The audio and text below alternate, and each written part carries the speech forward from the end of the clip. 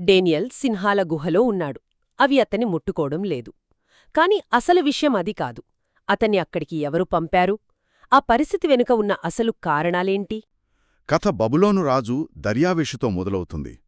ఆయనకు డేనియల్ అంటే చాలా ఇష్టం, గౌరవం కూడా. ఎందుకని? అతనిలో అంత ప్రత్యేకతేముంది? అతని పనితీరు, అతని జ్ఞానం. అంటే చాలా సమర్థుడు. అందుకే అతని రాజ్యంలో ఒక అత్యున్నత అధికారిగా నియమించాడు. ఆ ఇక్కడే సమస్య మొదలైంది కదా. వాళ్ళు అసూయపడ్డారు. ఇది కేవలం వ్యక్తిగత అసూయేనా, లేకపోతే వాళ్ళ రాజకీయాలకేమైనా అడ్డొచ్చాడా? అతని బలమంటే అతని విశ్వాసం. అవును, అతని విశ్వాసం. దానికోసం ఒక రాజకీయ ఉచ్చు పన్నారు. నిజంగా ఆశ్చర్యంగా ఉంది. ఏంటా ఉచ్చు? వాళ్ళు రాజు దగ్గరికి వెళ్లారు.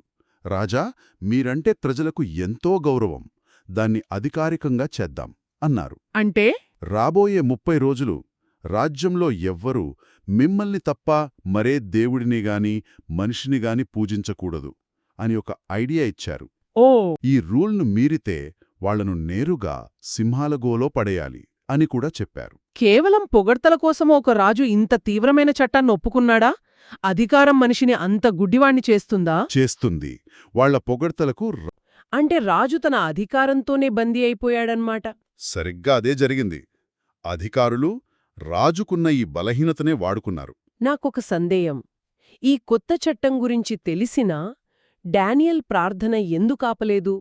కొన్నాళ్లపాటు రహస్యంగా చేసుకోవచ్చు కదా. ఇది చాలా మంచి ప్రశ్న. ఎందుకంటే డానియల్కు అది కేవలం ప్రార్థన కాదు.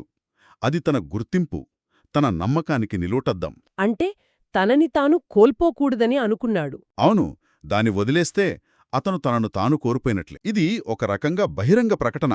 నా విధేయత రాజుకన్నా నా దేవుడికెక్కువ అని. అనుకున్నట్టే శత్రువులతన్ని పట్టుకున్నారు. పట్టుకుని రాజు ముందు నిలబెట్టారు. మరప్పుడు రాజు పరిస్థితేంటి?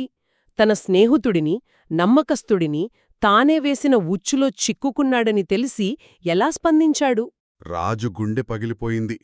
అతనికి అసలు కుట్ర అర్థమైంది. కాని అప్పటికే ఆలస్యమైపోయింది. చట్టాన్ని మార్చలేడు. సింహాల గుహలోకి పంపిస్తూ, నీవు ఎప్పుడూ సేవించే నీ దేవుడే నిన్ను కాపాడాలని కోరుకుంటున్నాను. ఆ తర్వాత ఉదయం జరిగిన సంఘటన కథకే హైలైట్ కదా. అవును, రాజు పరుగుపరుగున గుహ దగ్గరికి వెళ్ళాడు. ఆతృతగా, డేనియల్, నువ్వు సేవించే దేవుడు నిన్ను కాపాడగలిగాడా అని అరుస్తాడు.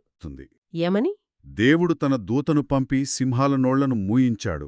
అవి నాకు హాని చేయలేదు. ఆ మాట వినగానే రాజుకు ప్రాణం లేచొచ్చినట్లయుంటుంది. ఖచ్చితంగా.